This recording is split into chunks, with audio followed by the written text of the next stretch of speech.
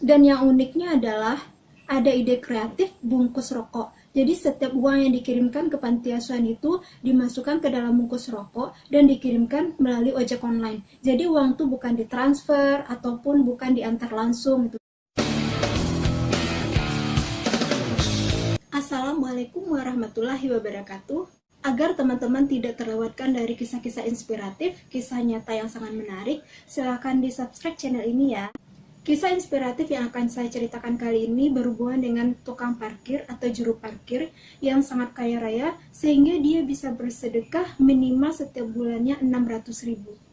Seperti apa ceritanya? Yuk ikutin. Oh ya, bagi teman-teman yang mempunyai pertanyaan atau yang mempunyai kisah yang sama, silahkan diisi kolom komentarnya ya. Dan bagi teman-teman yang baru mampir, silahkan di-subscribe ya. Pada suatu hari, saya membaca sebuah status yang ada di salah satu fanpage Facebook saya. Dan menurut saya, status itu sangat inspiratif sekali, sangat menyentuh hati saya.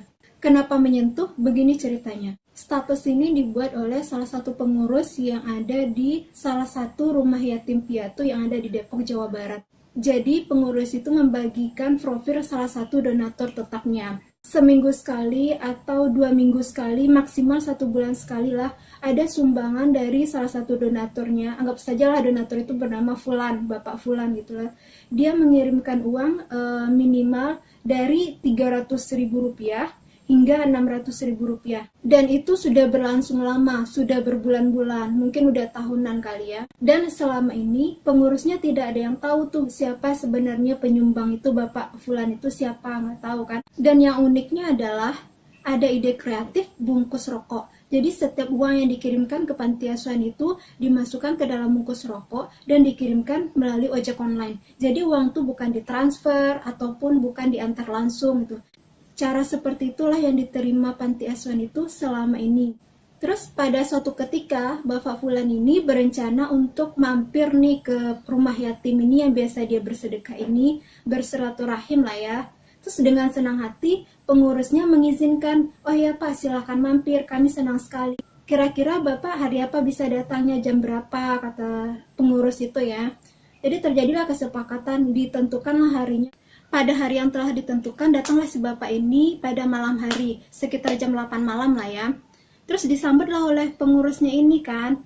Terus kata pengurusnya gini, dalam statusnya itu ya, kalau si Bapak Fulan tadi tidak memperkenalkan dirinya sebagai donatur yang biasa rutin menyumbang ke rumah yatim ini, maka pengurus itu tidak bakalan tahu ini Bapak yang biasa menyumbang itu 300.000 hingga 600.000 sekali nyumbang ya, sekali waktunya gitu loh. Karena dari penampilan fisiknya biasa aja, tidak ada yang suatu yang surprise, yang istimewa dari dandanannya itu biasa aja. Jadi secara fisik mah tidak kelihatan orang yang mampu menyumbang seperti itu ya.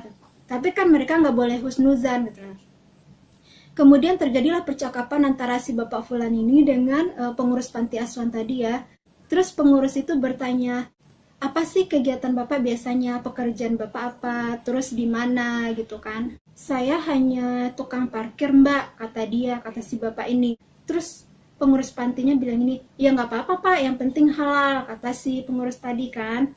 Terus si Bapak Fulannya bilang begini, setiap harinya 25.000 dari penghasilan saya sisihkan untuk sedekah ke anak yatim. Sisanya saya serahkan kepada istri saya. Dan saya sudah bilang juga ke istri saya, dan istri saya sangat mendukung. Bapak Fulan juga bilang begini, alhamdulillah banget Mbak.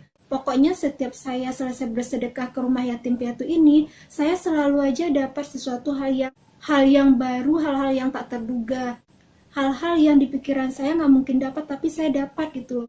Makanya saya senang sekali untuk bersedekah. Oh ya teman-teman bisa melihat kisah inspiratif lainnya di playlist di atas ya. Terus pengurus pantinya balik bertanya begini, karena penasaran ya, termasuk saya juga penasaran. Pak, kenapa uang yang Bapak kirim itu tidak ditransfer saja? Kenapa dikirim pakai ojek online? Terus Bapaknya jawab gini, dan saya juga berpikir, Masya Allah, Bapaknya bilang begini nih, karena saya tidak mempunyai ATM Mbak, jadi makanya uang itu saya masukkan ke dalam bungkus rokok, saya kirim pakai ojek online. Oh begitu ya, jawab si Mbak tadi yang pengurus panti. Terus penasaran lagi nih pengurus pantinya, Bapak tadi kesini pakai apa? Katanya, pakai ojek online. Oh gitu. Bukannya pakai motor? Katanya, kata si pengurus panti kan. Bukan Mbak, saya nggak punya motor. Masya Allah. Sampai di sini cerita dibagikan di fanpage gitu ya. Aduh, saya berpikir banyak loh. Bagaimana seorang juru parkir bisa kaya raya, bisa bersedekah setiap minggunya maksimal sebulan sekali dari 300.000 hingga 600.000. Teman-teman bisa bayangkan loh. Tadi Bapak Fulan juga bilang begini, setelah dia bersedekah, ada-ada saja dia yang dapat. Pokoknya hajat dia terkabul lah, mudah aja urusannya. Terus apa yang tidak dia pikirkan dapat, dia akhirnya dapat. Makanya Bapak itu kecanduan untuk bersedekah. Salah satu sedekah tadi kan itu tuh memudahkan hajat, tuh menjauhkan bala. Nah teman-teman, kalau video ini bermanfaat silahkan di-share sebanyak mungkin. Sekian dulu kisah inspiratif saya kali ini. Ketemu dengan kisah inspiratif lainnya. Assalamualaikum warahmatullahi wabarakatuh.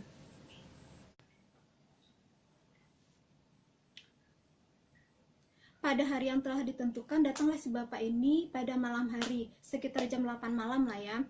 Terus disambutlah oleh pengurusnya ini kan.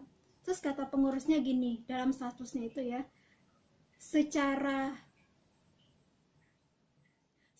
fisik